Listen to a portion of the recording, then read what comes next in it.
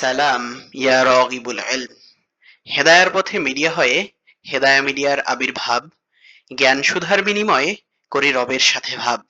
প্রিয় রাগিবুল ইলম, আজ বুখারী পড়ি সিরিজের ৯২তম পর্ব। আর আজ আমরা শিখতে চলেছি ৭০ নং পরিচ্ছেদ থেকে অপছন্দনীয় কিছু দেখলে ওয়াজ নসিহত বা শিক্ষাদানের সময় রাগ করা। বুখারী শরীফের ৯২ নং হাদিসে বর্ণিত হয়, মুহাম্মদ ইবনুল আলা রহমতুল্লাহি আলাইহি আবু মুসা রাদিয়াল্লাহু তাআলা আনহু থেকে বর্ণনা করেন।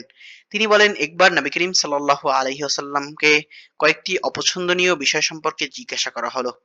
প্রশ্নের সংখ্যা যখন বেশি হয়ে গেল, তখন তিনি রেগে গিয়ে লোকদেরকে বললেন, তোমরা আমার কাছে যা ইচ্ছা প্রশ্ন করো। এক ব্যক্তি বলল, আমার পিতাকে। তিনি বললেন, তোমার পিতা হুযায়ফা।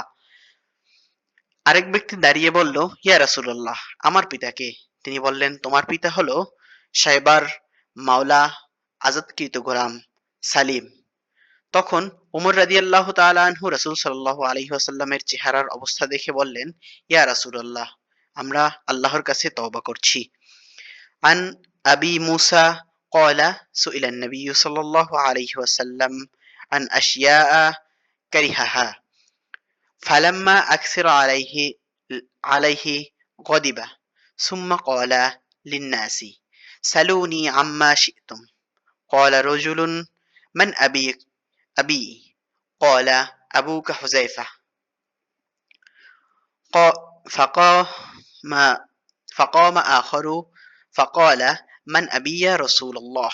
فقال أبوك سالم مولى شيبة.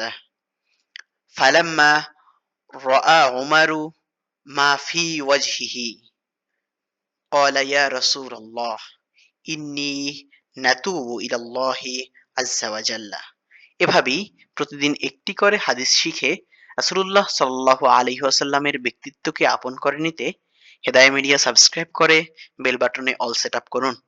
আর ফেসবুকে ফলো করুন, যাতে রাসূলুল্লাহ সাল্লাল্লাহু আলাইহি ওয়াসাল্লামের কথাগুলো আপনার কাছে পৌঁছে যায় সবার আগে। সদকায়ে জারিয়ার মর্তবা অর্জনে লাইক, কমেন্ট, শেয়ার করে পাশেই থাকুন। আসসালামু আলাইকুম রাহমাতুল্লাহি ওয়া বারাকাতুহু।